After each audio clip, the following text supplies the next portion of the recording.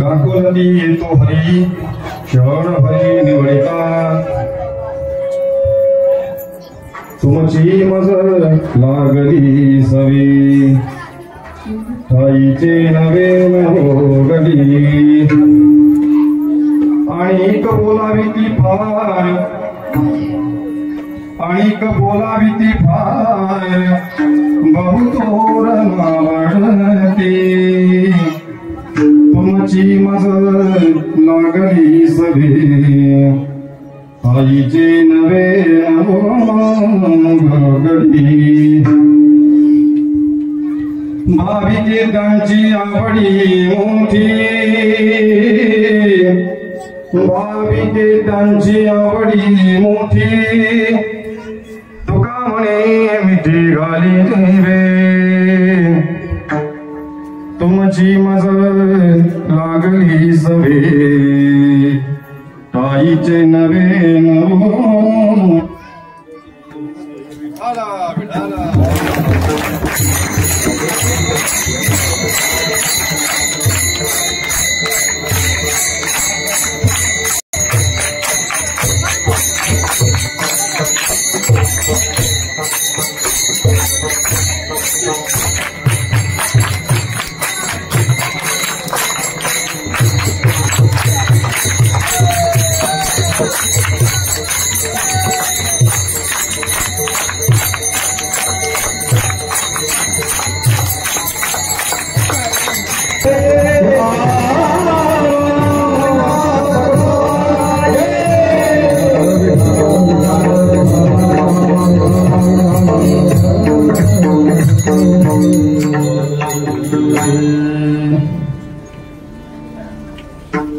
समचरण सरोज सांद्र नीलांबुदाभं जगन्विहित पाणिं मंडनं मंडनानं तरुण तुलसी माला कंदरं कंजनेत्रं सदय धवलहासं विठ्ठलं चिन्तयामि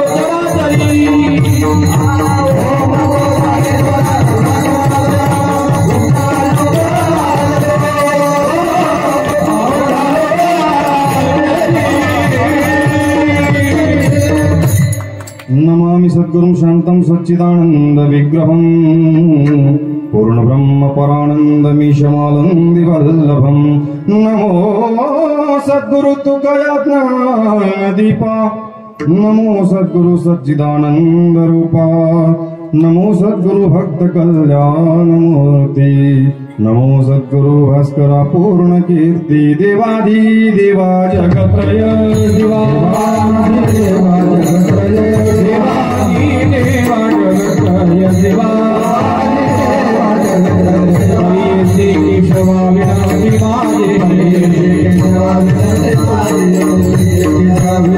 माजे आदिवाणी तो देवनी गुण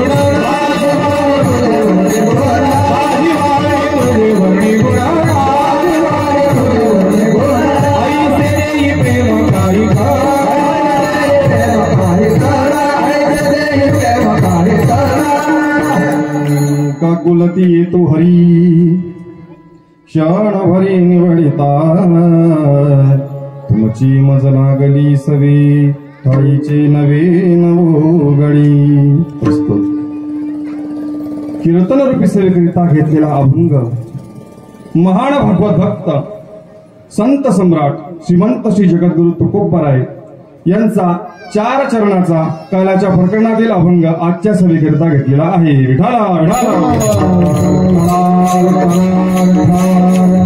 या अभंगामध्ये जगद्गुरु तुकोबाराय देव आणि भक्त यांच्यामध्ये जो जिव्हाळ्याचा संबंध असतो, जो प्रेमाचा संबंध असतो, तो या अभंगाद्वारे प्रकट करतात.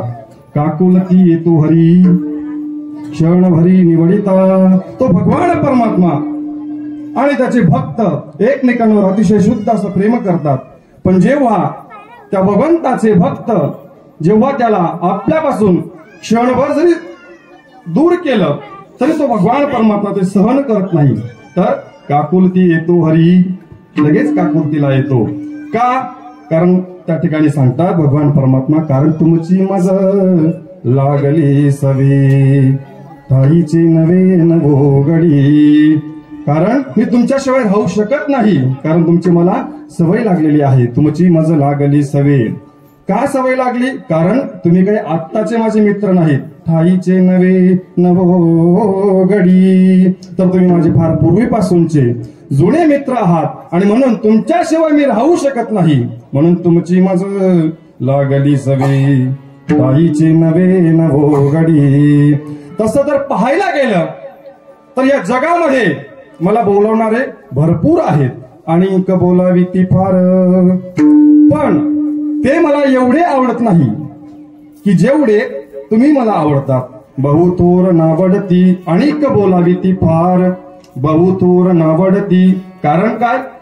तुमची मज लागली सवे ठाईचे नवे नवोगडी. भगवंताला आपले भक्त जे भाविक भक्त आहेत ते फार आवडतात. भाविके त्यांची आवडी मोठी, तुका म्हणे मिठी घाली जिवे. तो भगवान परमात्मा आपल्या भक्तांना प्रेमाने आलिंगन देतो, कारण त्याला त्याचे भक्त खूप आवडतात. कारण काय? तुमची मज लागली सवे ठाईचे नवे नवोगडी, असा या अभंगाचा सरळ धावता भावार्थ आहे. विठाला विठाला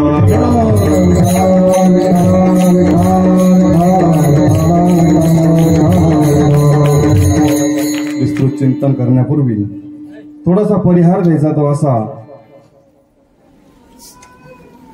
आपल्या या पुण्य पावन अशा भूमीमध्ये भगवान श्री पांडुरंग परमात्म्याच्या कृपा आशीर्वादाने, थोर साधू संतांच्या कृपा आशीर्वादाने, तसेच आपला ग्रामदैवत श्री चांगदेव महाराज यांच्या कृपा आशीर्वादाने चालत असलेला आपला हा अखंड हरिनाम सप्ताह गेल्या 35 वर्षापासून या ठिकाणी आपण हा सप्ताह अखंडपणे अशा पद्धतीने चालू आहे आपला.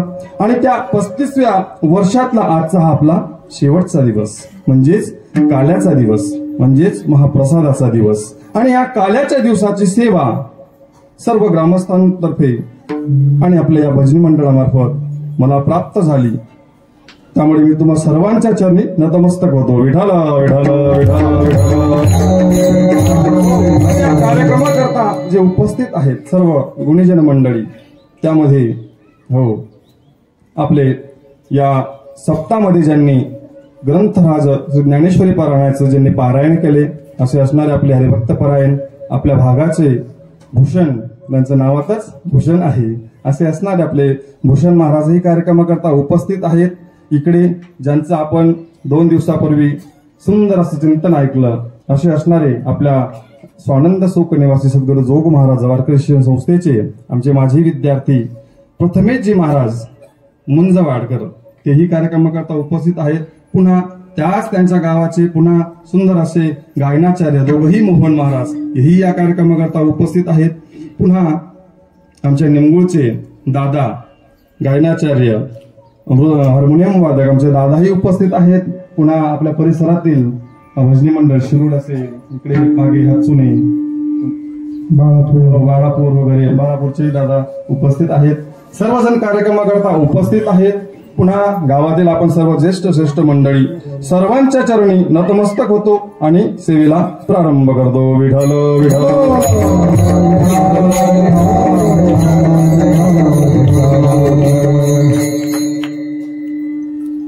काकुलती येतो हरी शरण भरी निवडिता तुमची मज लागली सवे ताईचे नवे नवो गडी. तर आज या ठिकाणी काल्याचा प्रसंग आहे आणि तो काला भगवान परमात्मा आपल्या गोपाळांना त्या ठिकाणी देत असतो. मग काला म्हणजे असं काय विशेष आहे हो? दही आणि लाही याच्यापेक्षा काही वेगळं आहे का? ते तर आम्ही घरीही बनवू शकतो. दही आणि लाही एकत्र केली की झाला काला. पण महाराज सांगतात ते फक्त कालवा होते, फक्त दही आणि लाहीचं एकत्रीकरण होतं. पण जर काल्याचा जर तुम्ही महत्व पाहिलं तर त्या ठिकाणी निरूपाय सांगतात की त्या काल्यामध्ये काय काय आहे? दही आणि लाही. मग दही म्हणजे काय, दह्याचा काय असं विशेष महत्व आहे त्या ठिकाणी निरूपाय सांगतात. निळा म्हणे हा शिळाचा बुंद हाती लागता परमानंद. जर दह्याचा एक बुंद एक थेंब जरी आपल्या हातावर पडला तरी महाराज सांगतात की त्याच्यासारखा परमानंद नाही. पुन्हा मग लाहीचं काय महत्व आहे? लाही शीत लागता हाती, लाही शीत लागता हाती,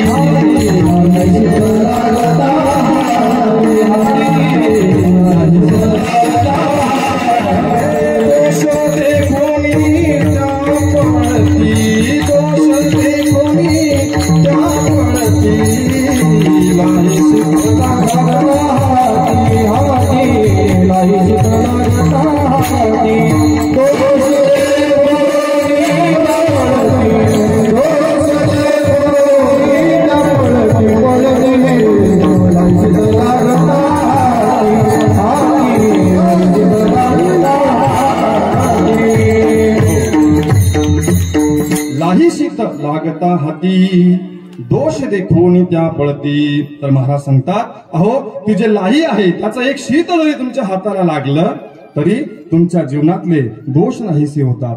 असं या काल्याचं महत्व आहे. आणि म्हणून ते दही आणि लाही एकत्र केल्यानंतर आणि या धर्म मंडपामध्ये त्या भगवंताच्या कृपा आशीर्वादाने तो काला तो प्रसाद आपण या ठिकाणी सेवन करणार आहोत. आणि कोण देतो तो प्रसाद? भानुदास गीती गातो प्रसाद देतो पंढरीनाथ, प्रसाद देतो पंढरीनाथ, प्रसाद देतो पंढरीनाथ,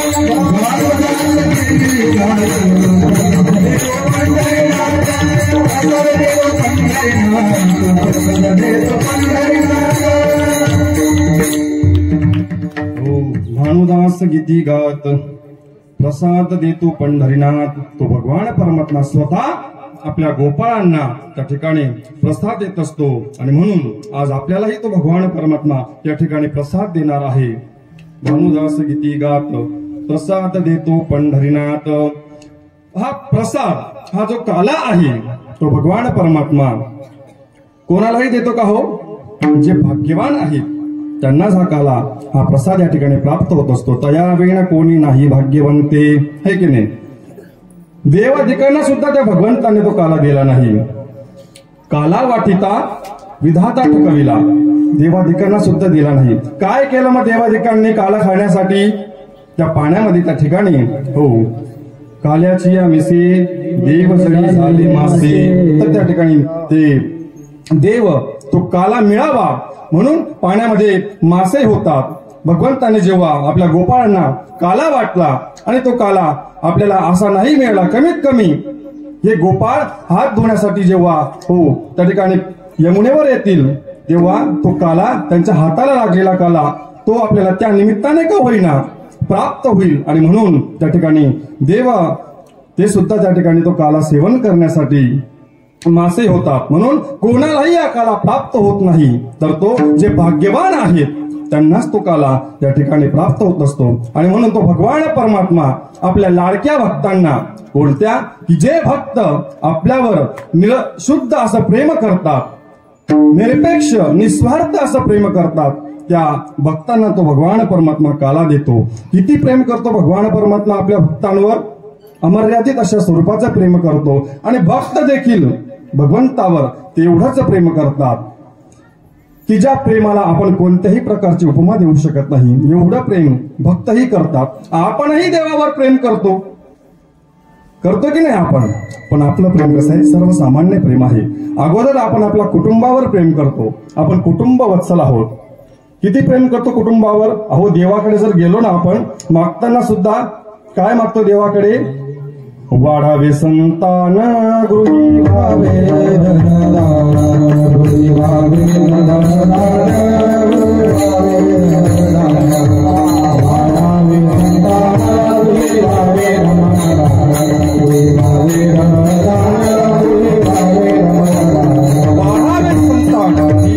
धनधान्य. अहो देवाकडे जरी गेलो आपण तरी देवाकडे फक्त कुटुंबासाठीच मागतो. म्हणजे आपलं भगवंतावर जे प्रेम आहे ते निरपेक्ष असं प्रेम नाहीच. काहीतरी कोणती तरी अपेक्षा मनामध्ये असते, ती घेऊन आपण भगवंताकडे जातो. आणि भगवंताकडे जेव्हा हात जोडू आपण तेव्हा भगवंताकडे फक्त संसारासाठी मागतो. कुटुंबाचं कल्याण व्हावं, बाळ पत्नी मुलं कुटुंब सर्व सुखी राहावं, एवढंच आपण भगवंताकडे मागत असतो. म्हणून आपण जे प्रेम करतो भगवंतावर ते कोणत्या तरी अपेक्षेने करतो. तसं पाहायला गेलं तर भगवंताने आपल्याला सुंदर असा मनुष्य देह प्राप्त करून दिलाय. काय कमी केलंय भगवंताने, सुंदर असा मनुष्य देह प्राप्त करून दिलाय. एवढंच नाही, या देहाला ज्या काही गरजा आहेत आपल्या त्याही सर्व आपल्याकडे आहेत. अन्न वस्त्र निवारा सगळं काही भगवंताने आपल्याला दिलेलं आहे. पुन्हा वेळेवर झोपवतो, वेळेवर उठवतो. समजा वेळेवर झोपवलं आणि वेळेवर जर उठवलं नाही तर तरी सुद्धा भगवान परमात्मा आपल्यावर प्रेम करतो. आपण त्याची भक्ती निरपेक्ष पद्धतीने करत नाही, पण तरी सुद्धा तो भगवान परमात्मा आपल्यावर मात्र प्रेम करतो. म्हणून आपण सुद्धा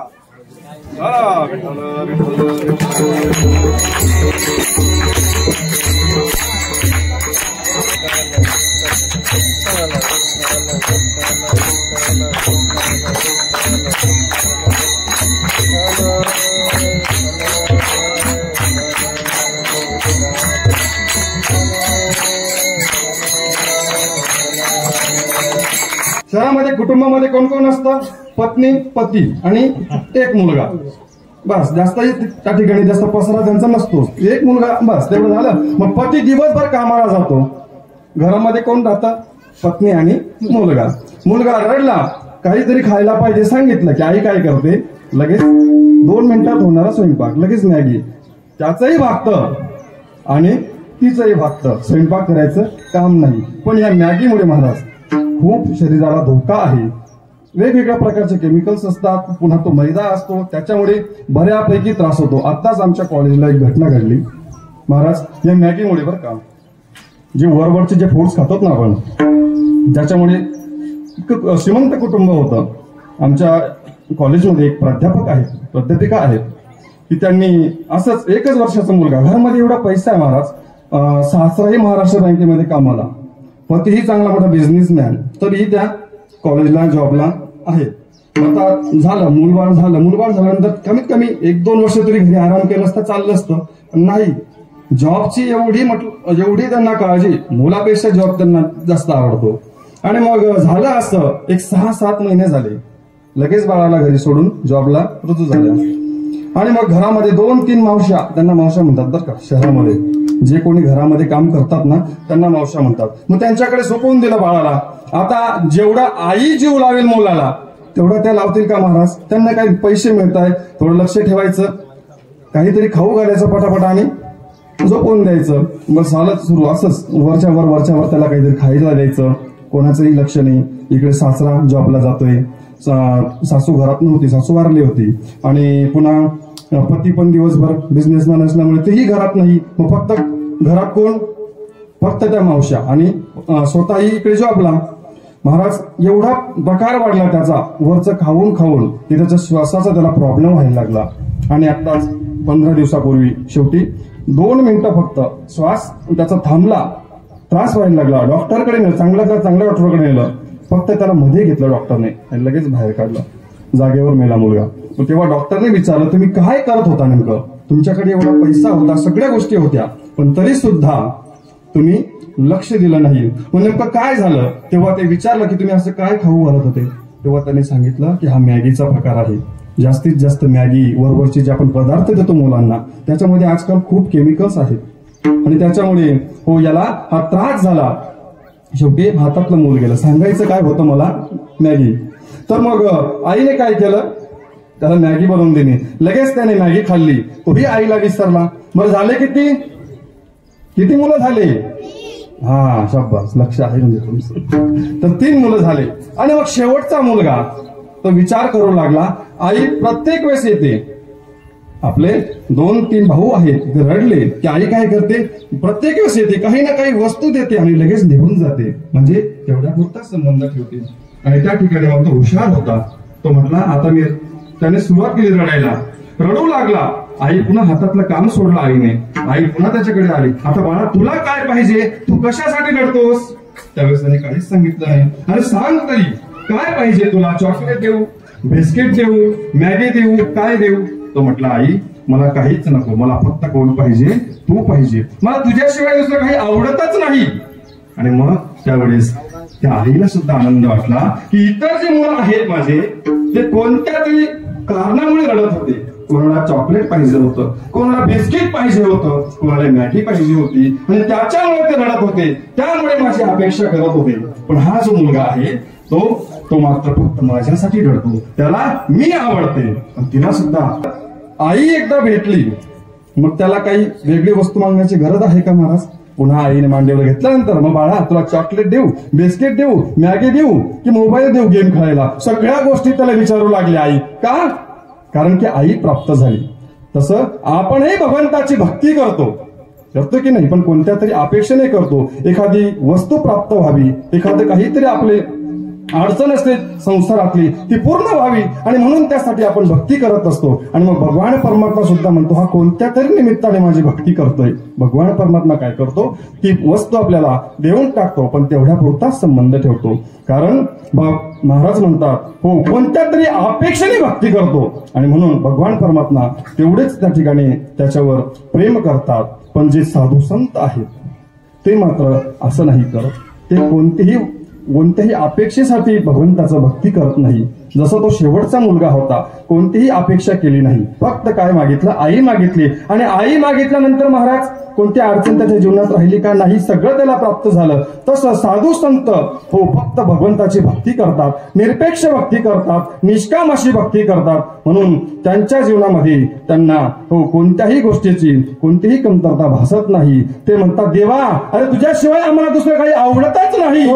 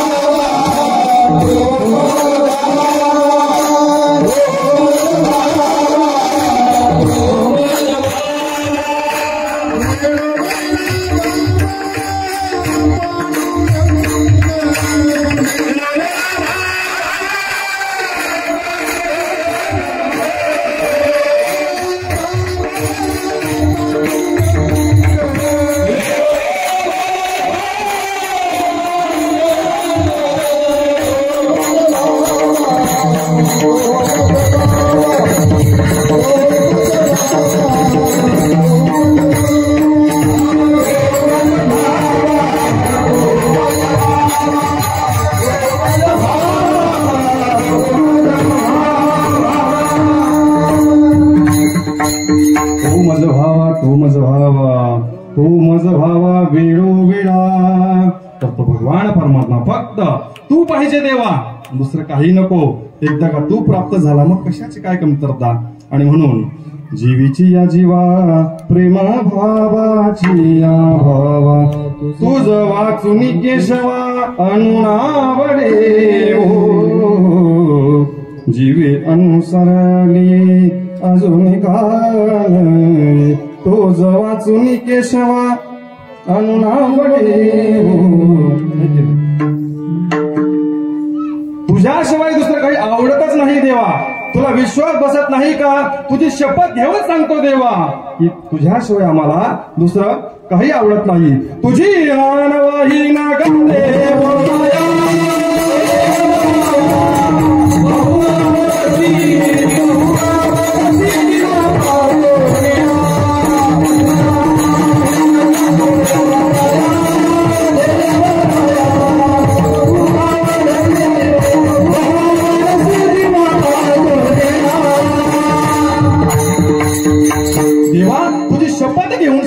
तुझ्याशिवाय दुसरं आम्हाला जीवनात काहीच आवडत नाही. बहु आवडसी जीवापासून या.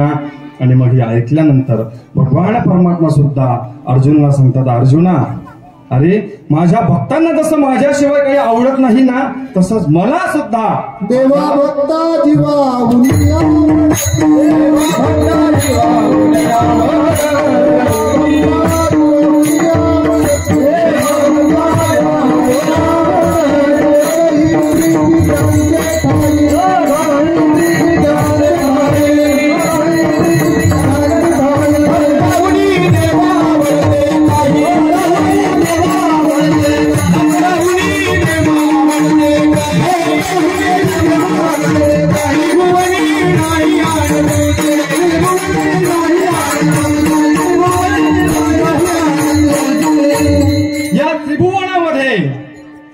या त्रिभुवनामध्ये भगवान परमात्मा की भक्ताशिवाय मला दुसरं काही आवडत नाही.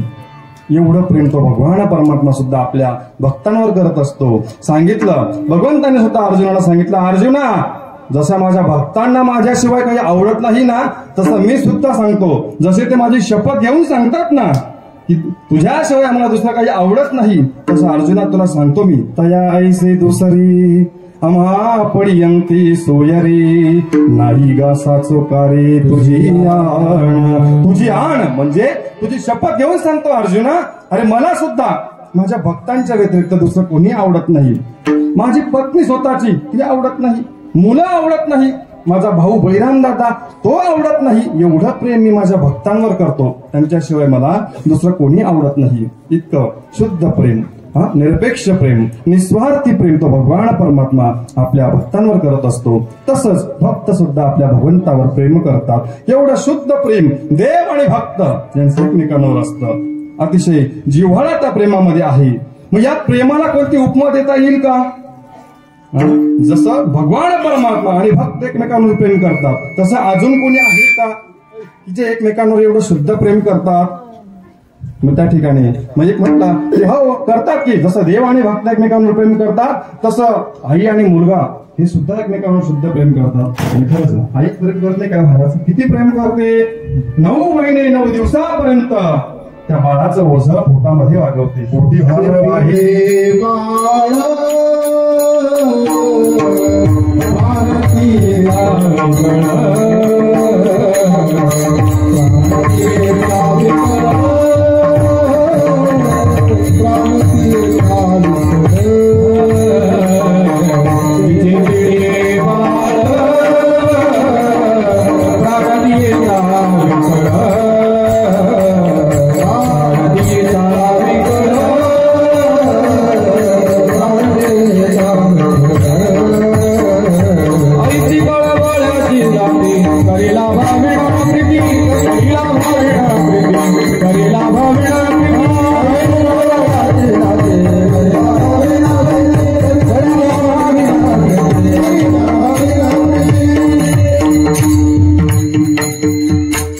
करते महाराज. आई ऐसी कळवळ्याची जाती करी लाभावी न प्रती. 9 महिने 9 दिवसापर्यंत ती आई आपल्या बाळाला पोटामध्ये वागवते. पोटी भार आहे त्याचे सर्वस्व हीच आहे. आणि एवढं केल्यानंतर प्रसूती काळ जेव्हा येतो त्यावेळेस असह्य अशा वेदना सहन करून त्या बाळाला जन्माला घालते, है की नाही. स्वतःचं पोट कापून बाळाला जन्माला घालते महाराज. जर नॉर्मल डिलिव्हरी नाही झाली माहितीये की नाही, स्वतःचं पोट कापावं लागतं आणि त्या ठिकाणी त्या बाळाला जन्माला घालते. एवढं कोण करतं महाराज प्रेम? तर एवढी आई त्या मुलावर प्रेम करत असते. पुन्हा जन्माला घातल्यानंतर पुढे त्याचं लहानाचं त्याला मोठं करायचं. नोकरी, शिक्षण, व्यवसाय सगळ्या गोष्टी त्याच्या पाहायच्या. बरं, आई प्रेम करते, वडीलही तेवढंच प्रेम करतात. वडील करत नाही का प्रेम? एकदा का आईने बाळाला जन्म दिला की पुढची सर्व जबाबदारी पुन्हा वडिलांवर येते. वडीलही तेवढंच प्रेम करतात, लहानाचं मोठं करतात. नोकरी, व्यवसाय सगळ्या गोष्टी त्या ठिकाणी त्याचं पाहत असतात. आता बघा तुम्ही, शिक्षण झाल्यानंतर एवढे कोर्सेस महाग आहेत महाराज. आमच्या कॉलेजला 2 वर्षाचा कोर्स आहे पीजीडीएम नावाचा. तर त्या कोर्सला जवळजवळ 10 लाख रुपये फी द्यावी लागते तेव्हा ऍडमिशन मिळतं. त्याशिवाय ऍडमिशन मिळत नाही. Post graduation diploma in management course येतो. तर त्या ठिकाणी 10 लाख शिवाय ऍडमिशनच मिळत नाही. कर्ज काढावं लागतं महाराज. आणि आई वडील आपल्या मुलांसाठी कर्ज काढतात आणि त्या ठिकाणी त्या कोर्सेसला ऍडमिशन घेऊन देतात. विनवण्या करतात ऍडमिशनसाठी, येऊन बसतात, काही करा पण आमच्या मुलांना ऍडमिशन द्या. तर काय करत नाही बाप, स्वतः कर्ज काढतो आणि मुलाला शिक्षण देतो. आता छोट्या लहान पर नर्सरी पासून बघा तुम्ही किती फीज आहे. लाख 1.5 लाख रुपये फी इंग्लिश मिडियमची. एवढा सर्व पैसा त्या ठिकाणी आई वडील जमा करतात आणि मुलांना शिकवत असतात. कमी प्रेम करतात का? एवढंच नाही, लहानाचं मोठं केल्यानंतर बाप काय करतो अजून? स्वतःची सर्व संपत्ती सुद्धा मुलाला देऊन टाकतो महाराज. स्वतःच्या पोटाला चिमटा काढेल, स्वतः काही खाणार नाही, साधे कपडे घालणार, नवीन कपडे नाही, नवीन चप्पल नाही, पण सर्व काही त्या मुलासाठी. त्यांच्या जीवनामध्ये अडचणी नसतात का? त्यांनाही वाटत असेल ना आपणही आनंद घ्यावा, पण नाही. आपल्या मुलासाठी महाराज मागे सर्व संपत्ती साठवून ठेवतात. नाही, माझ्या मुलाला मी जो त्रास सहन केला तो माझ्या मुलांना होऊ नये म्हणून त्या ठिकाणी सर्व प्रॉपर्टी, सर्व संपत्ती सुद्धा आपल्या मुलाला देतात. एकाएकी केला मिरासीचा धनी,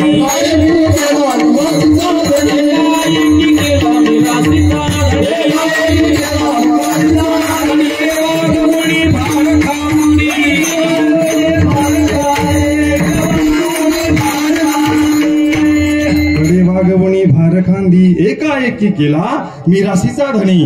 सर्व संपत्ती त्याच्या नावावर करून जातात महाराज. आणि एवढं प्रेम ते आई वडील आपल्या मुलांवर करत असतात. पण महाराज म्हणतात आई वडील भरपूर प्रेम करतात, पण मुलगा करतो का? म्हणजे हो ना, करतो ना. लहानपणापासून आई वडिलांना तो प्रेम करतो.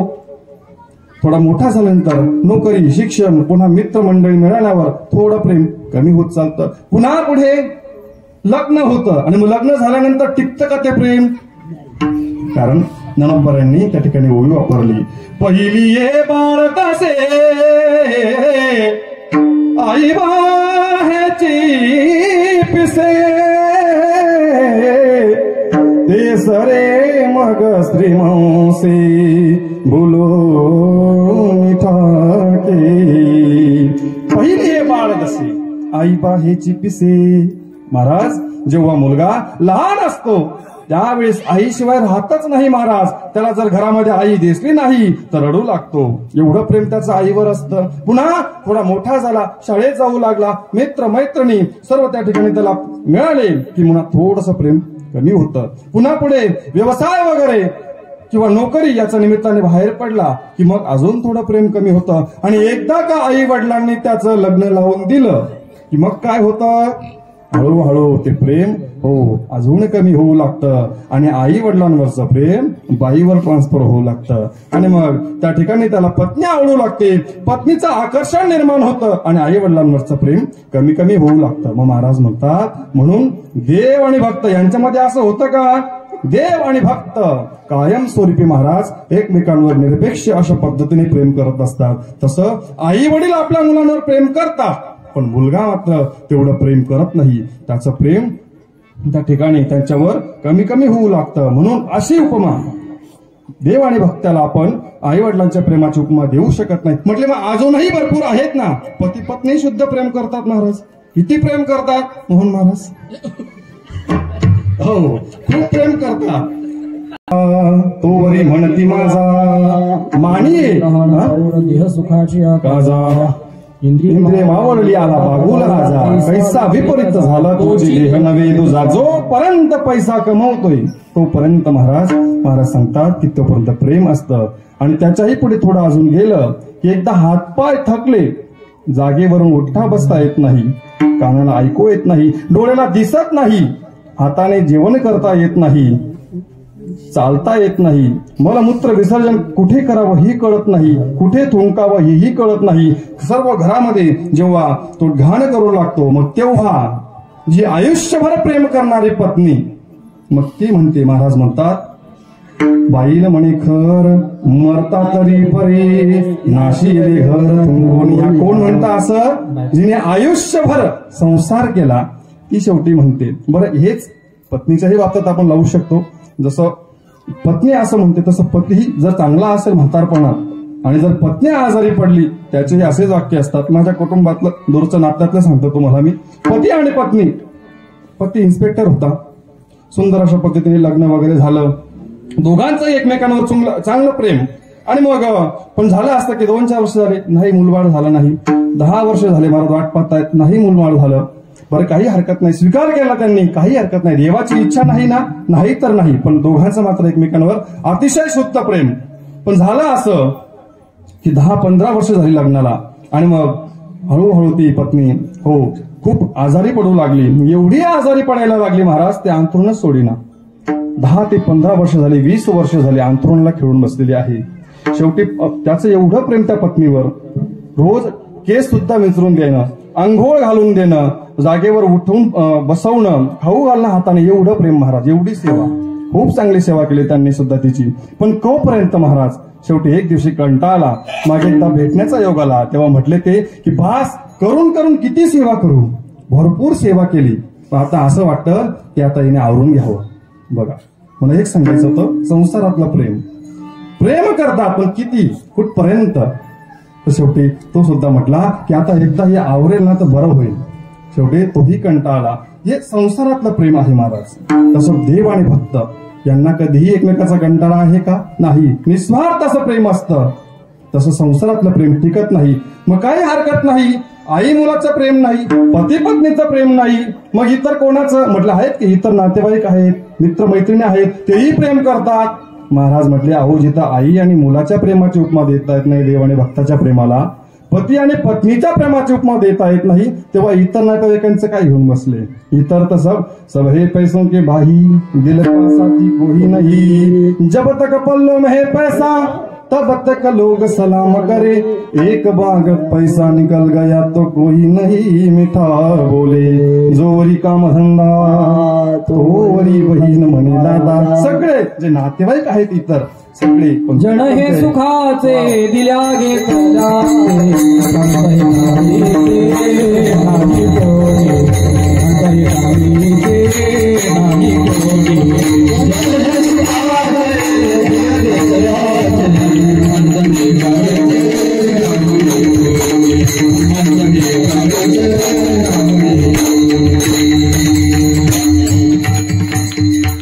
एवढं प्रेम, एवढंच प्रेम करतात ते. काहीतरी निमित्त असतं, काहीतरी अपेक्षा असते, एवढ्या पुरता सर्वांचं प्रेम असतं महाराज. म्हणून देव आणि भक्त अतिशय शुद्ध असं प्रेम एकमेकांवर करत असतात.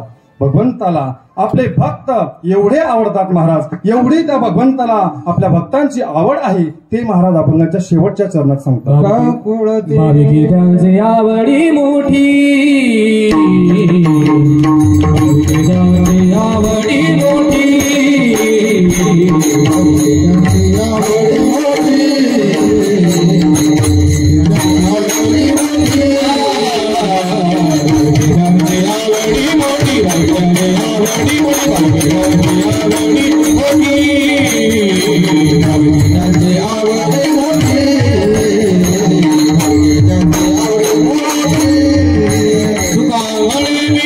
गाली जी रे, गाली जी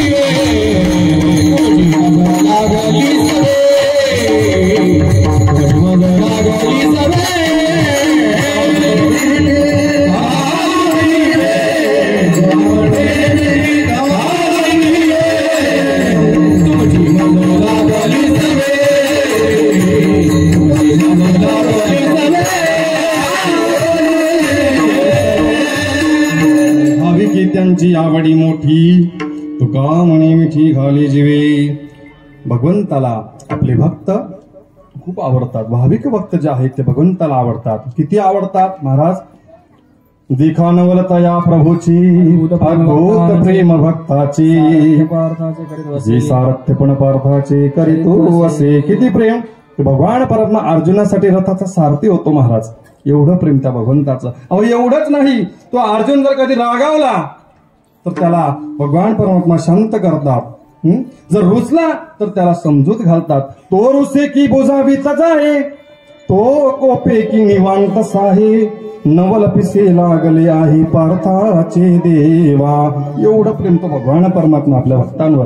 काय नाही केलं, एवढं शुद्ध प्रेम तो भगवान परमात्मा आपल्या भक्तांवर करत असतो. आणि ते भक्त देखील आपल्या भगवंतावर करतात. जर पाहायला गेलं भगवान परमात्मा म्हणतात, अरे बाबा या जगामध्ये भरपूर लोक आहेत माझी भक्ती करणारे. जपी तपी संन्यासी साधू सर्वजण माझी या ठिकाणी भक्ती करतात, साधना करतायत मला प्राप्त करण्यासाठी.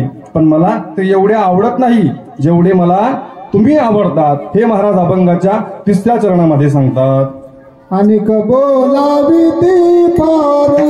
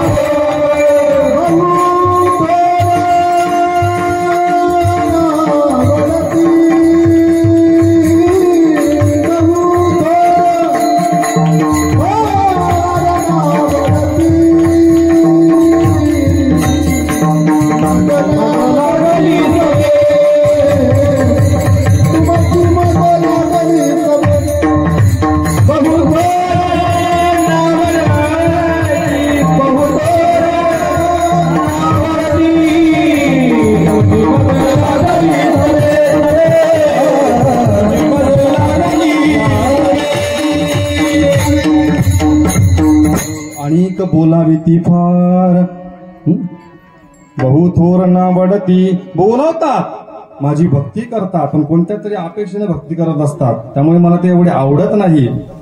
फक्त तुम्ही मला तेवढे आवडतात, कारण तुम्ही माझ्यावर शुद्ध प्रेम करतात.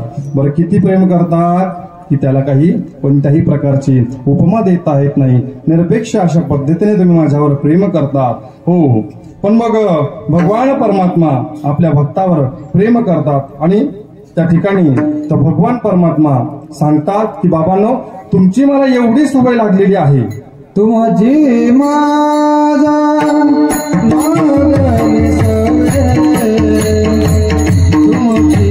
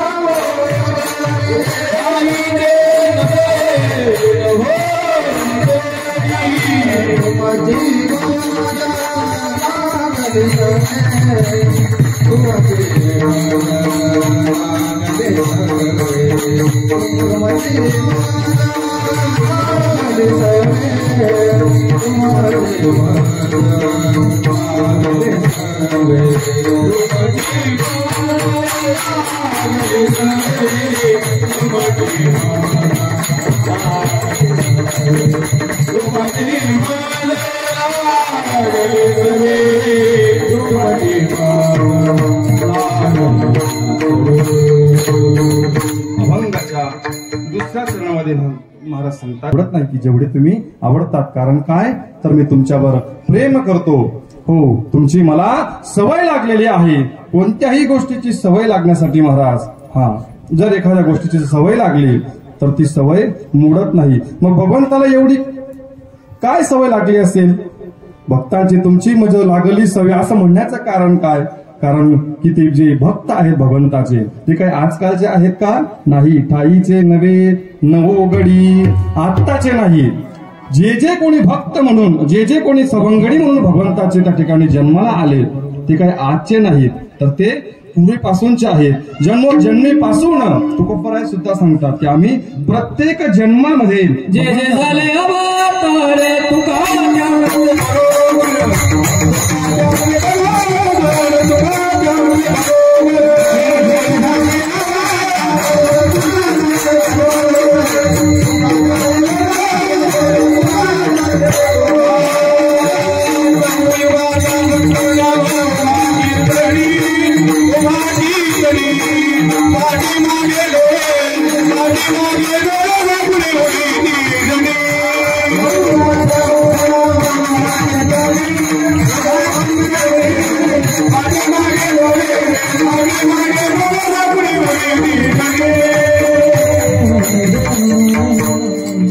भगवंताला जर भक्तांची सवय लागली तर मित्रांची सवय लागलेली आहे, तर ते काही आजकालचे नाही, फार पूर्वीपासूनचे आहेत. प्रत्येक जन्मामध्ये भगवंतासोबत ते असतात. तुकोबराय पण सांगतात की येतो जातो आम्ही देवाच्या सांगात, तुका म्हणे गात नाम विठोबाचे.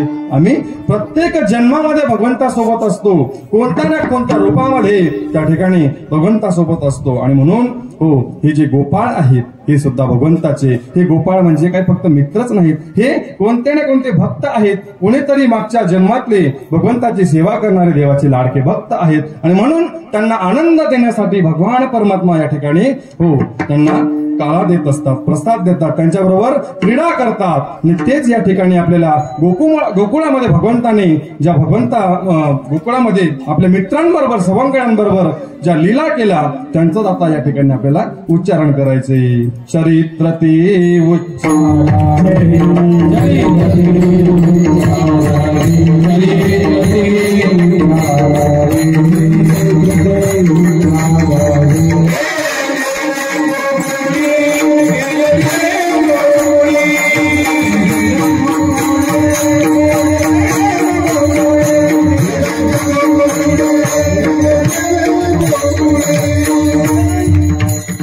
भगवान परमात्मा आपल्या मित्रांना सवंगड्यांना त्या ठिकाणी हो आनंद प्राप्त व्हावा त्याकरिता काय करतो? अवतार घेत असतो. जेव्हा जेव्हा आपल्या भक्तांवर संकट येतं महाराज, तेव्हा तेव्हा तो भगवान परमात्मा अवतार घेत असतो. यदा यदा हि धर्मस्य ग्लानिर्भवति भारत अभ्युत्थानं धर्मस्य तदात्मानं सुधाम्यहं परित्राणाय साधूनां विनाशाय च दुष्कृतं धर्म संस्थापनार्थाय संभवामि युगे युगे. आणि असा असणार तो भगवान परमात्मा जेव्हा जेव्हा आपल्या भक्तांवर संकट येतं, जेव्हा जेव्हा धर्माला ग्लानी येते, जेव्हा जेव्हा या धर्तीवर पाप वाढतं, तेव्हा धर्माची स्थापना करण्याकरिता आपल्या साधू संतांचं, आपल्यावर प्रेम करणाऱ्या भक्तांचं रक्षण करण्याकरिता त्या ठिकाणी अवतार घेत असतो. आणि म्हणून असाच द्वापार युगामध्ये कंस नावाचा एक राक्षस, बलाढ्य राक्षस साधू संतांना त्रास देऊ लागला, देवादिकांना त्रास देऊ लागला. आणि म्हणून त्या ठिकाणी भगवंताकडे सर्वांनी विनवणी केली. देवादिकांनी, साधू संतांनी भगवंताची प्रार्थना केली, देवा आता याच्यापासून फक्त तूच वाचवू शकतोस. आणि त्यावेळेस मग भगवंताने महाराज अवतार धारण केला. कुठे? वसुदेव आणि देवकी मातेच्या पोटी 8वा पुत्र म्हणून त्या ठिकाणी भगवंताने अवतार घेतला. विठ्ठल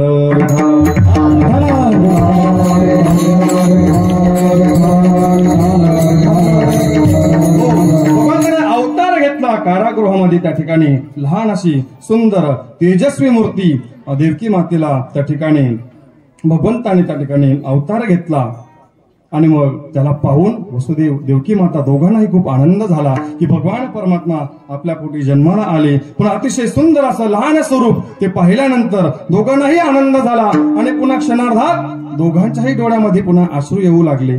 कारण म्हटले हा राक्षस याने आमचे पहिले 7 अपत्य मारली आणि आता हो एवढं सुंदर तेजस्वी स्वरूप घेऊन हा भगवान परमात्मा जन्माला आलाय खरा, पण याला सुद्धा हा राक्षस ठेवणार नाही. दोघांच्याही डोळ्यामध्ये पाणी येऊ लागलं. सोडा सोडा मीठी लपवा लपवा गोसेठी जनी कौसासी कळेल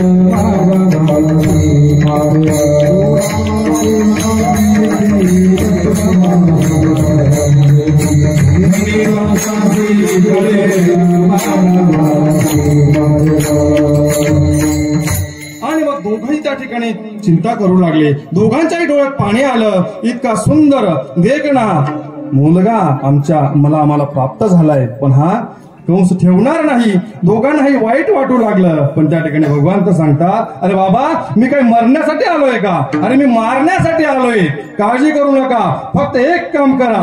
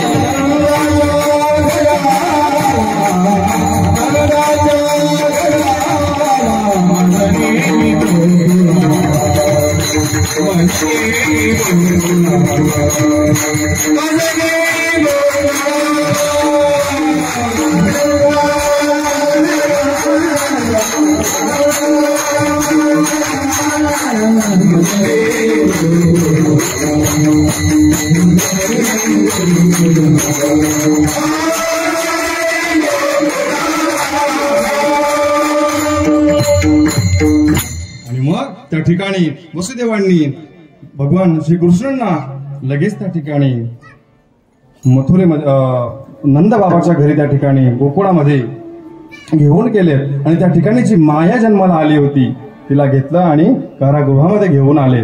आणि इकडे आल्यानंतर मग मायेने रडायला सुरुवात केली आणि आकांत करू लागली. आकांत केल्यानंतर खडबडून जागे झाला कंस की 8वा मुलगा जन्माला आला. धावत पळत त्या ठिकाणी तो कारागृहामध्ये पोहोचतो. लगेच त्या मुलीला उचलतो आणि जोरात जमिनीवर आपटणार तेवढ्यात त्या ठिकाणी ते हातातून निसटले आणि कंसाला सांगू लागले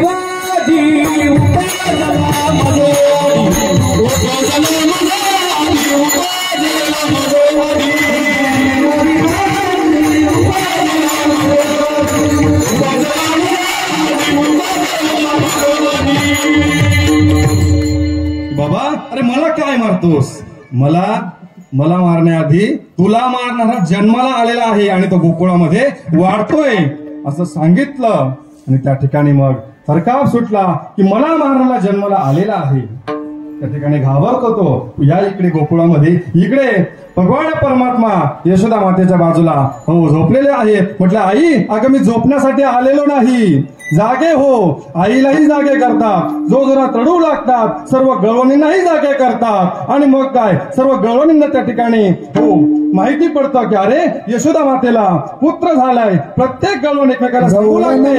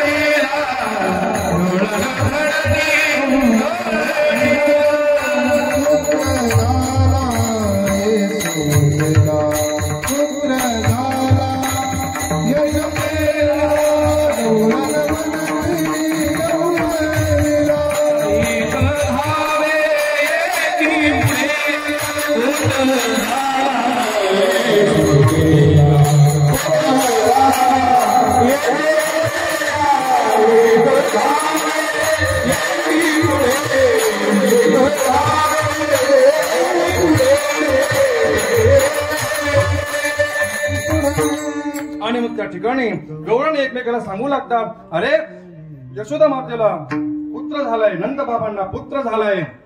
सर्व एकमेका सगळे धावू लागतात, सांगू लागतात एकमेकाला. आणि त्या ठिकाणी मग आनंद साजरा होतो. नंद घर आनंद भयो जय कन्हैया लाल की.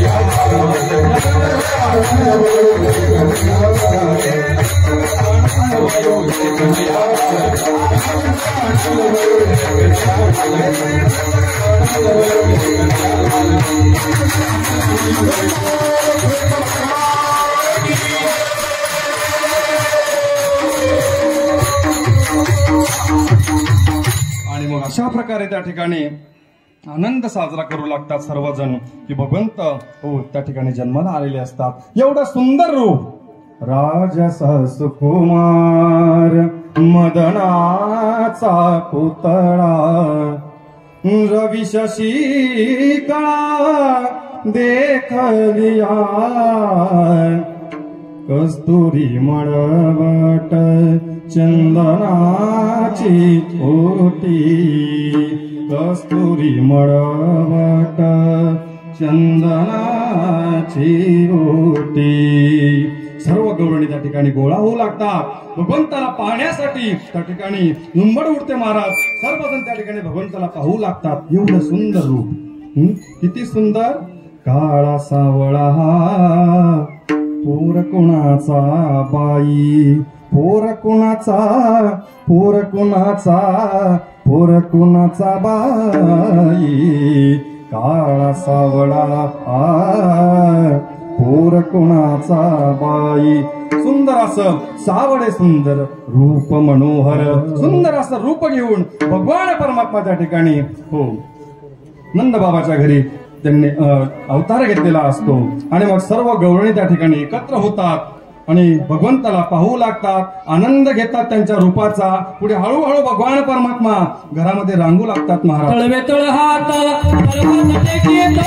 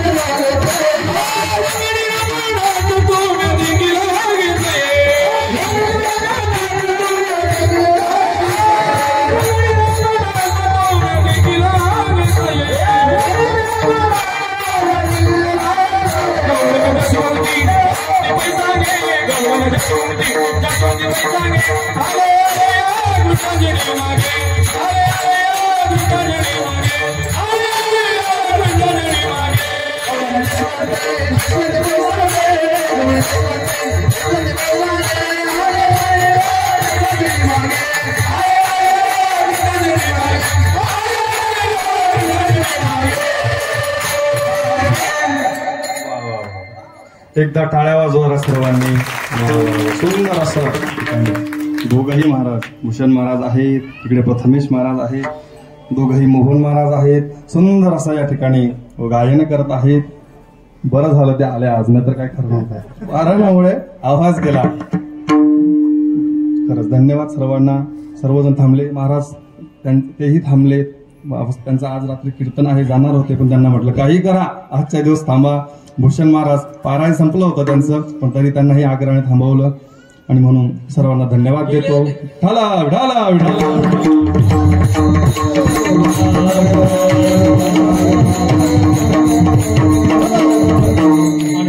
आणि भगवान परमात्मा त्या गोकुळामध्ये मग लीला करू लागतात. रांगतायत, तळवे तळहात टेकीत, डाव्या गुडघ्याने रांगत. आणि मग त्या ठिकाणी भगवान परमात्मा रांगू लागतात. आपण काय म्हणतो, आपल्या देवाऱ्यामध्ये एक देव असतो बघा, कोणता हो?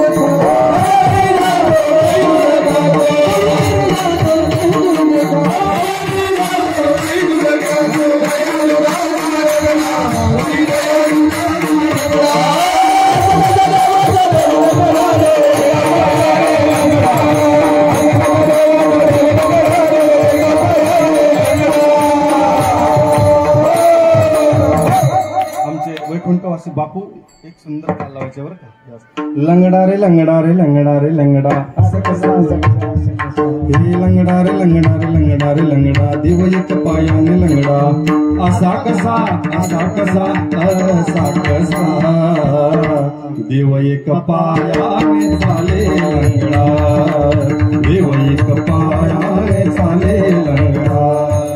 अतिशय सुंदर ताल, आनंद यायचा तेव्हा. सुंदर असं भजन त्या ठिकाणी रंगायचं. बापू असताना खूप आनंद यायचा.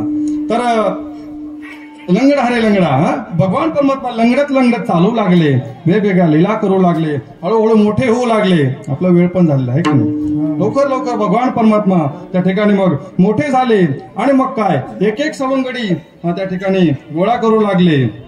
मग काय, पेंध्या, सुदाम्या, वाकड्या, वर्जा असे एक एक त्या ठिकाणी भगवंताला मिळू लागले. आणि मग सर्व त्यांना पाहिल्यानंतर भगवान परमात्मा त्यांना सांगतात, बाबा अरे तुम्ही असे का, तुमच्या तब्येती एवढ्या बारीक कशा?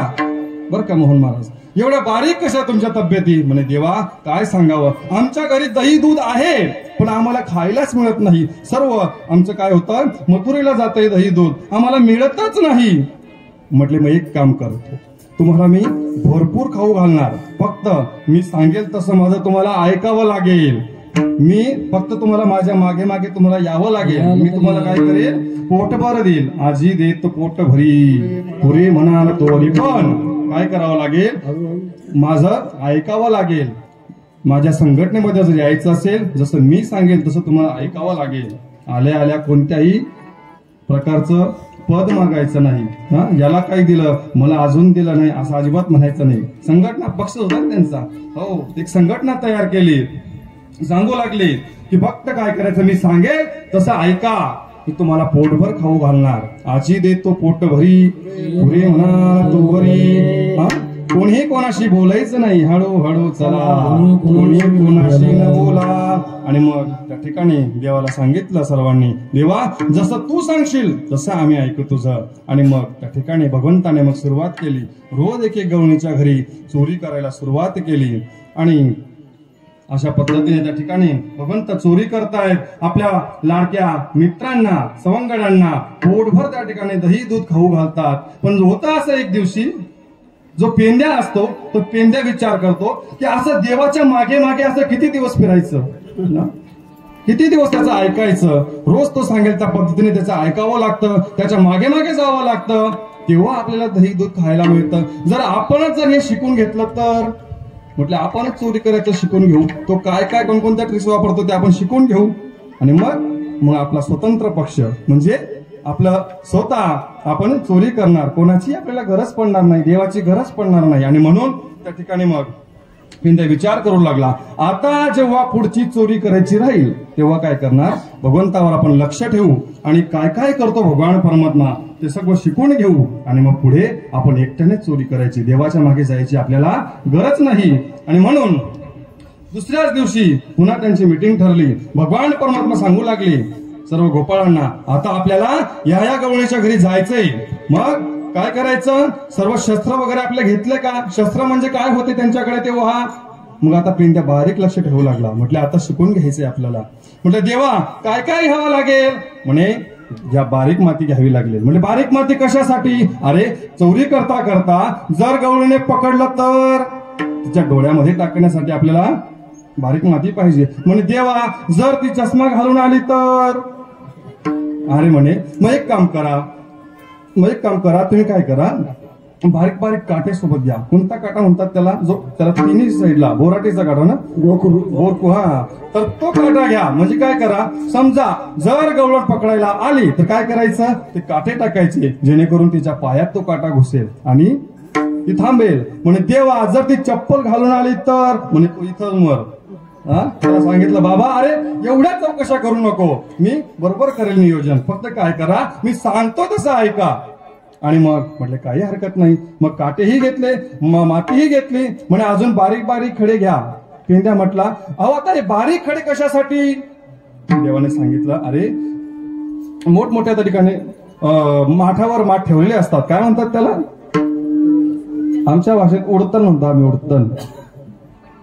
हा, तर त्या ठिकाणी ते मडके ठेवलेले असतात, तुमचा हात पुरणार नाही. मग काय करायचं? लांबूनच एक बारीक खडा मारायचा. टंग असा आवाज आला की समजायचं मडकं रिकामा आहे आणि ढप असा आवाज आला समजायचं मडकं भरलेलं आहे. असा बरोबर ढप असा आवाज आला समजायचं मडकं भरलेलं आहे. आणि मग तेच मडकं आपण फोडायचं आणि भरपूर त्या ठिकाणी दही दूध खायचं. आणि मग शिकलं. पिंड्या म्हटला माती, खडे, काटे हे सर्व आपले काय आहेत? शस्त्र आहेत चोरी करण्याचे. म्हणे आता राहिलं काय? फक्त आता आत कसा घेऊन जातो आणि बाहेर कसा काढतो, फक्त एवढं शिकायचंय आता. आणि मग त्या ठिकाणी पिंड्याने पुन्हा विचारलं देवा आता पुढे काय? मग त्या ठिकाणी भगवंताने सांगितलं आता एक काम करा, सर्वांनी काय करायचंय? घट्ट डोळे लावायचे. सर्वांनी घट्ट डोळे लावले की मी तुम्हाला बरोबर आत घेऊन जाणार. पिंड्या म्हणतो देवा जर मी घट्ट डोळे लावले तर मला कसं कळणार चोरी कशी करायची? तो आत कसं घेऊन जातो? म्हणून मग त्या ठिकाणी पिंड्याने काय केलं? म्हटलं अर्धेच डोळे लावले. सर्वांनी घट्ट डोळे लावले महाराज. भगवंताने सर्वांना अलगत त्या ठिकाणी गवळणीच्या घरामध्ये नेलं. इकडे मात्र पिंड्याने अर्धेच डोळे लावले होते, त्यालाही जाताना घेऊन गेले भगवान परमात्मा. भरपूर येथेच त्या ठिकाणी दही दूध खाऊ घातलं. आणि मग काय एकदा पोट भरलं की मग काय? गड्यांनी केला बोभाट, है ना, झाले मग पोट. गड्यांनी केला बोभाट, पोट भरलं महाराज. भरपूर दही दूध खाल्लं आणि ओरडू लागले. लगेच गवळण उठली महाराज तिकडे. म्हटले सध्या गोकुळामध्ये भरपूर चोऱ्या होत आहेत, बहुतेक आज आपल्याच घराचा नंबर आहे. आणि मग त्या ठिकाणी गवळण उठली. बरं उठले आणि नंतर मग काय केलं तिने? घरात येता येता ओट्यावरच एक मोठं मुसळ होतं तेही घेतलं. इकडे भगवंताला कळालं आता गळून आल्याशिवाय राहणार नाही. यांनी या ठिकाणी भरपूर ओरडाओरड केलेली आहे. त्या ठिकाणी भगवान म्हणतात की फटक्यात तुम्ही डोळे लावा आणि आपल्याला बाहेर जायचंय. म्हणून सर्वांनी डोळे लावले. पुन्हा पेंद्या आगाऊ त्याने मात्र अर्धेच डोळे लावले. म्हटले यायचं तर शिकलो, शस्त्र काय काय घ्यायचे तेही शिकलो, आत कसं यायचंय तेही कळलं. आता फक्त राहिलं काय? बाहेर कसं जायचंय हे काय एकदा शिकलो की मग देवाची आपल्याला काही गरज नाही. आणि म्हणून त्या ठिकाणी सर्वांनी घट्ट डोळे लावले महाराज.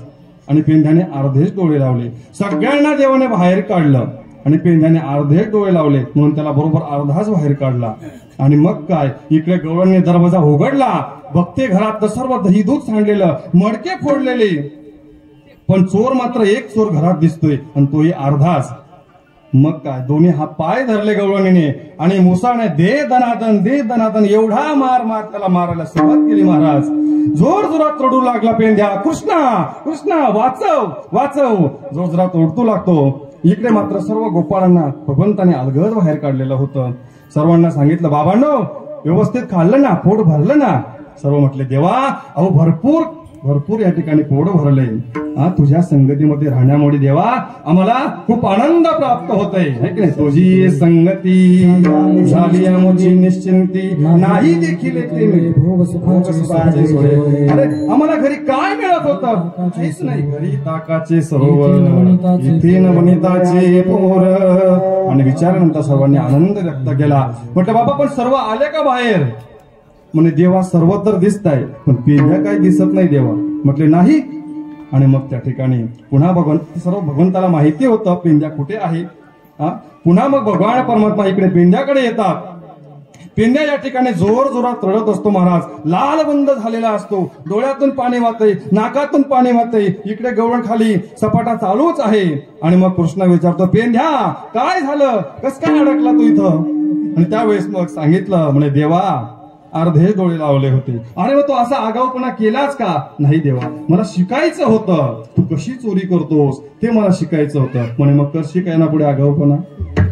सांगितलं, म्हणे, नाही देवा इथून पुढे मी असा आगाऊपणा करणार नाही. चूक झाली पण मला फक्त आता इथून काय कर, बाहेर काढ. आणि मग त्या ठिकाणी भगवंताने सांगितलं, लाव मग घट्ट डोळे.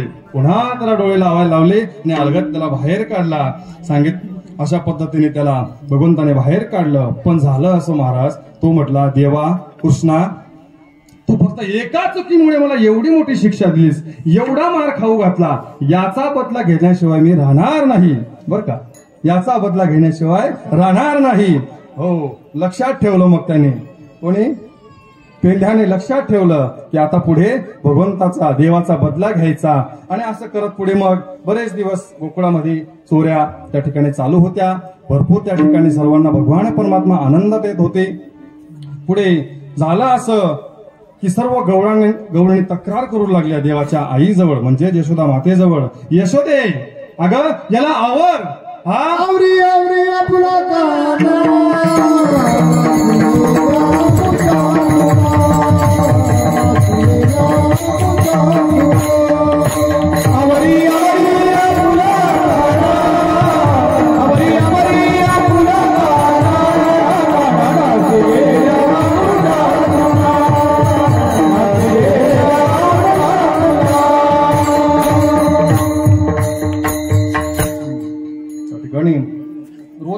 रोजच तक्रार महाराज.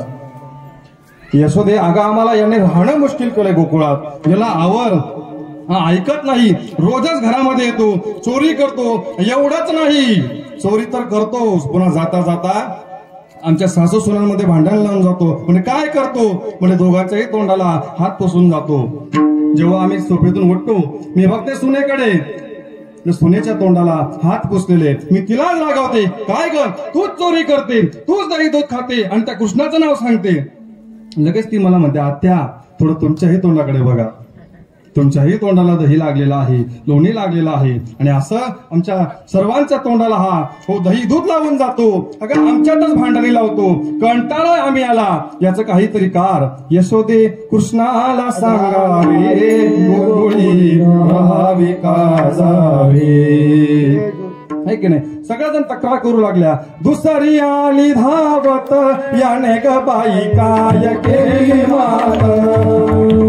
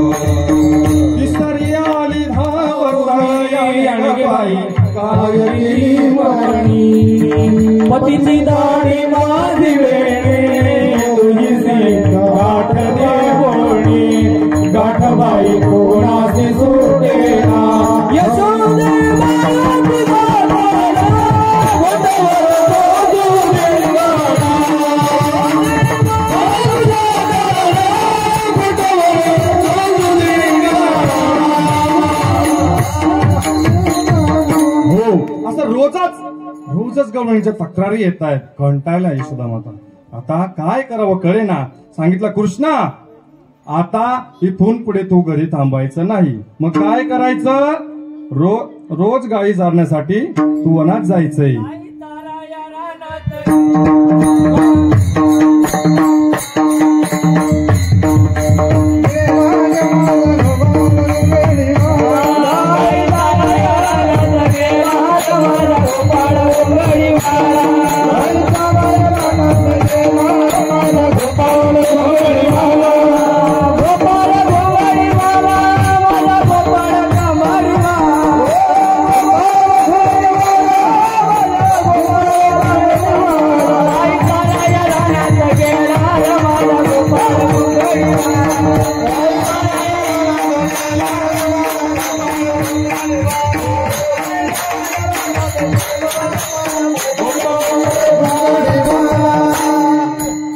आणि मग भगवान परमात्मा त्या ठिकाणी गाई चारायला जाऊ लागले.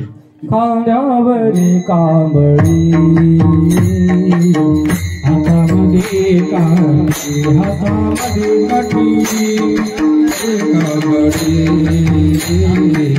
हातामध्ये काठी हातामध्ये खांद्यावरी कांबळी हातामध्ये काठी हातामध्ये काठी खांद्यावरी कांबळी हातामध्ये काठी हातामध्ये काठी सारी तसे देणू सावळा सावळा राधे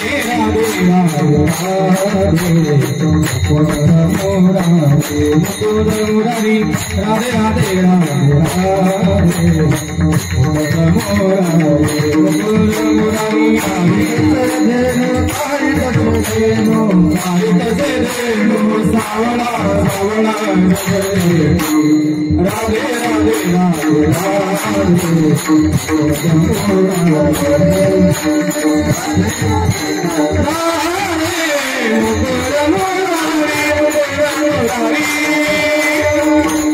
सुंदर असा पेधाव काय हातामध्ये काठी खांद्यावरी कांबळी आहे की नाही. मस्त सुंदर असं स्वरूप घेऊन भगवान परमात्मा त्या ठिकाणी मग गाई चारण्यासाठी रानामध्ये जाऊ लागले. सोबत सर्व सवंगडीही तिथेही आहेतच. आणि मग हो गाई चारण्यासाठी रोज त्या ठिकाणी भगवान परमात्मा जात आहेत. आणि मग त्या ठिकाणी मग पेंध्याला मागचा त्या बदला आठवला. म्हटलं याने आपल्याला खूप त्रास दिला होता. किती दिवस मार खाऊ घातला याने आपल्या आईचा. त्या गवळणीचा मार खाऊ घातला. आता बदला घेण्याची वेळ आलेली आहे. आणि मग त्या ठिकाणी पेंध्या त्या ठिकाणी त्या सर्व गोपाळांना एकेकाला आपल्या बाजूने करू लागतो. सांगू लागतो वाकड्या बघ या देवामुळे या कृष्णामुळे आपण खूप त्रास सहन केला. नको नको तेवढा मार खाल्ला. नको त्या शिव्या खाल्ल्या आपण आईच्या. हा काय करतो काहीतरी खोटं नाटं आपल्या आईला सांगत असतो आणि आपल्याला मार खाऊ घालत असतो. बघ ना त्याच दिवशी म्हटले तुझ्या आईला याने खोटं खोटं सांगून दिलं. आणि मग काय तुला किती रागवले तुझी आई. म्हणे हो ना. त्यालाही खरं पटलं महाराज. आणि मग काय लगेच वाकडेला आपल्या बाजूला केलं. लगेच एक झालं. लगेच पुढे वर्ज्याला सांगितलं बघ त्या दिवशी तुझ्या आईला याने खोटं सांगितलं आणि तुला मार खाऊ घातला. त्यालाही पटलं. म्हटलं बरोबर आहे. हा आपल्याला रोज मार खाऊ घालतो शिव्या खाऊ घालतो. वर्ज्यालाही बाजूला केलं. असं करत करत महाराज सर्व गोपाळ एका साईडला केले. आणि मग त्या ठिकाणी पेंध्याला वाटलं सर्व तर आले पण असा एखादा उमेदवार पाहिजे मोठा की जो आला म्हणजे पक्ष आपलाच होईल. आणि मग काय झालं असतो. मग शेवटी पेंध्याने बैराम दादाला त्या ठिकाणी पटवायला सुरुवात केली. दादा अहो तुम्हाला माहिती आहे का अहो हा कृष्णा खूप त्रास देतो. किती त्रास देतो अहो आपल्याला नको नको ते खोटं नाटं सांगून आपल्याला घरचा मार खाऊ घालतो शिव्या खाऊ घालतो. म्हणून आता आम्ही ठरवलंय की याच्याबरोबर राहायचंच नाही. याला आपल्या बरोबर येऊ द्यायचं नाही. आणि मग बैराम दादाला सांगितलं दादा अहो तुम्हाला सुद्धा नाही का त्या दिवशी म्हटले तुम्ही त्याला सांगत होते माती खाऊ नको पण तरी त्याने माती खाल्ली. मग बरं तुम्ही त्याला काही वाईट सांगत होते का चांगलं सांगत होते की नाही. माती खाऊ नको पण तरी त्याने ऐकलं नाही. पुन्हा आईकडे जाऊन सांगितलं. काय सांगितलं आईला. आई ग आई मी कादरी माती आई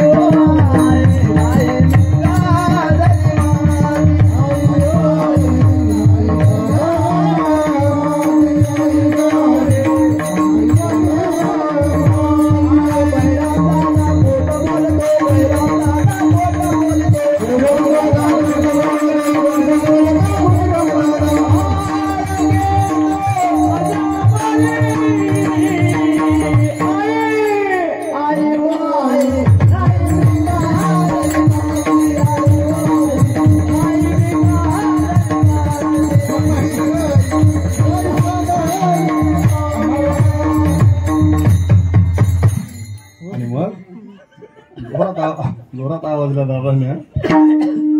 कसा होतो आवाज?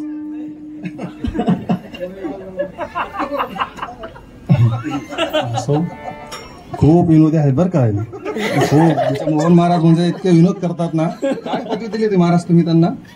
विद्या.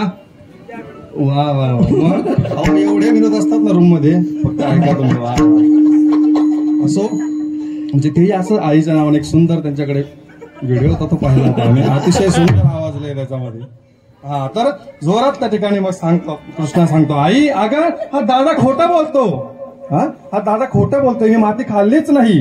बघा बहिराम दादा पेंड्या सांगतो, तुम्हाला सुद्धा म्हणजे तुम्ही त्याला चांगलं सांगितलं, आईकडे त्याची तक्रार केली, तर याने काय केलं, तुम्हालाच खोटं पाडलं.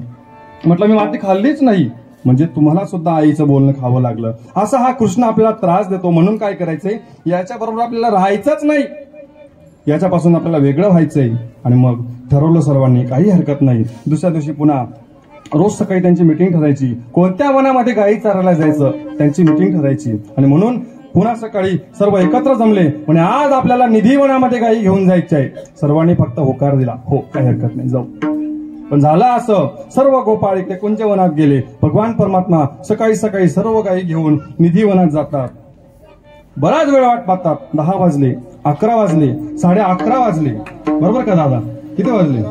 12 वाजले. बघा 12 वाजले, 12 वाजून गेले, तरी गोपाळ येईना वनामध्ये. विचार करू लागले भगवान परमात्मा, हे गेले कुठे बाकीचे गोपाळ? मी तर बरोबर सांगितलं होतं सर्वांना निधी वनामध्ये या, पण हे गेलेत कुठे? आणि मग जवळच एक झाड होतं, झाडावर चढले भगवान परमात्मा.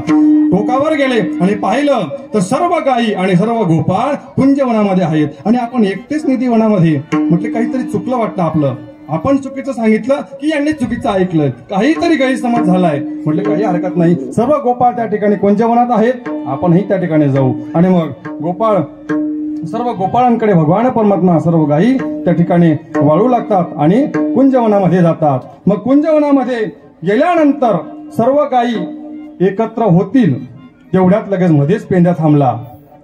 देवा कृष्णा थांब, तुझ्या गायी आमच्या गायींमध्ये येऊ द्यायच्या नाही. कान्होबा कान्होबा कान्होबा कान्होबा कान्होबा निवडिया पुली गोधने,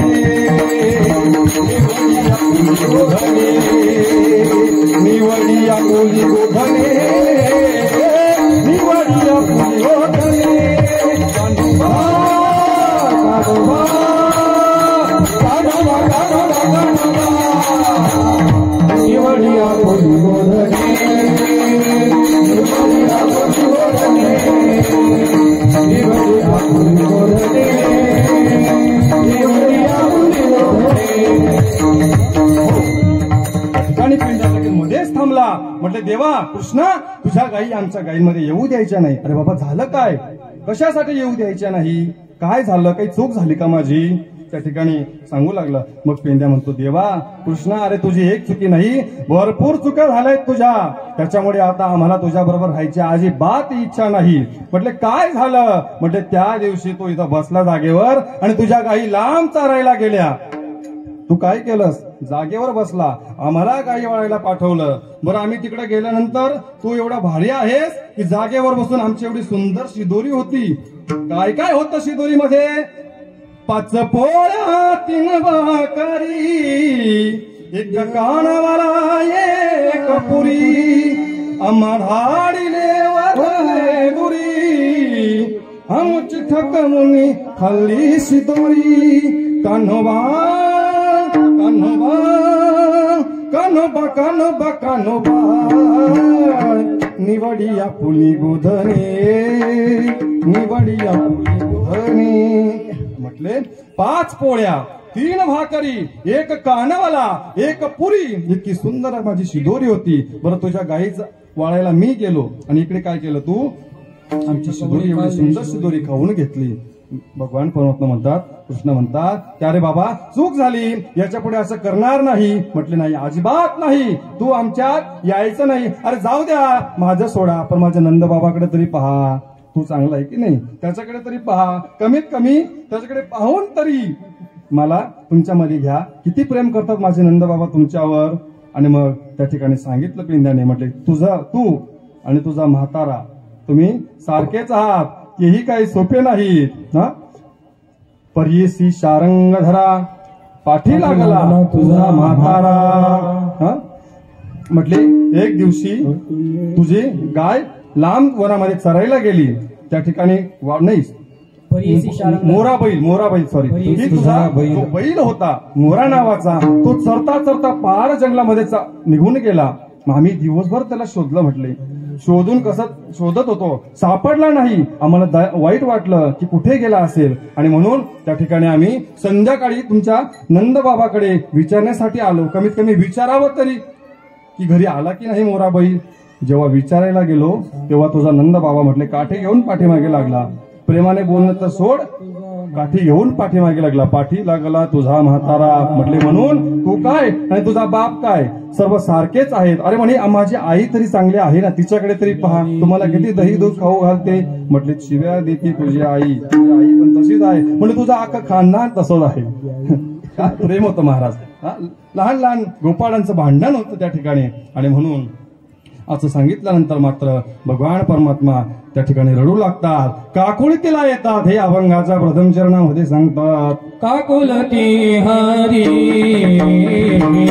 काकुलती येतो हरी, काकुलती येतो हरी, काकुलती येतो हरी, काकुलती येतो हरी, काकुलती येतो हरी,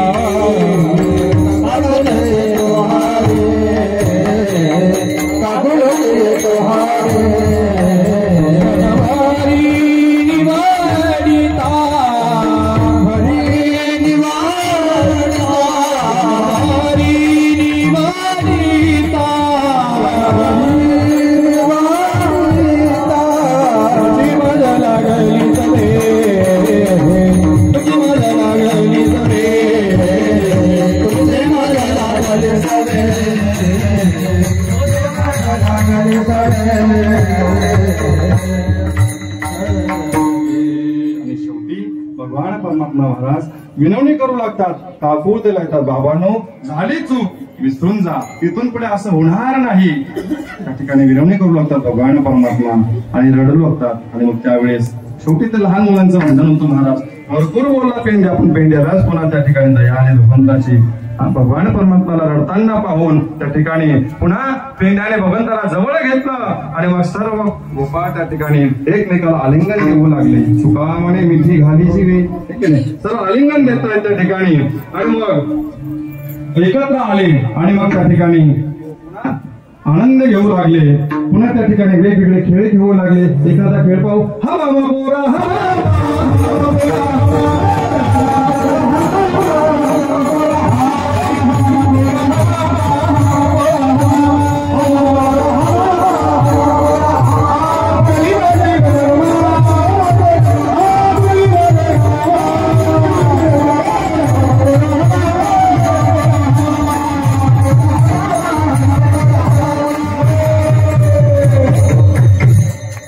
तू बघती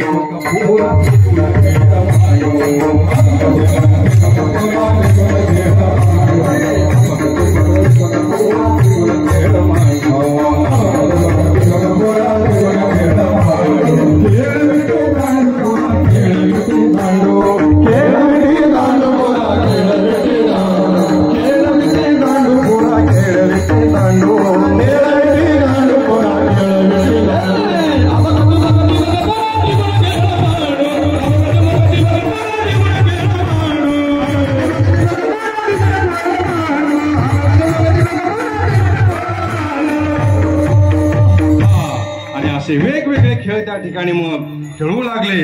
आणि मग खेळता खेळता महाराज 12 वाजले. कांदी भार पोटी भुग काय खेळाया, काय खेळाया ते सुख, काय खेळाया ते सुख, भार पोटी भुग काय खेळाया ते सुख, काय खेळाया ते सुख, काय खेळाया.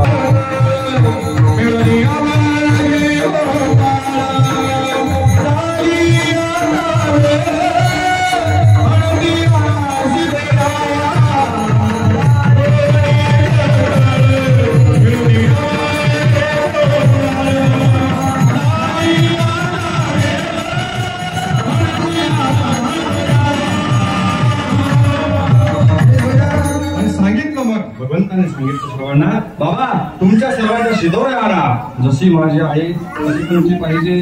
त्या ठिकाणी गोप म्हणते, देवा अरे तू मोठ्या घरचा, तुझी शिदोरी कानोबा तुझी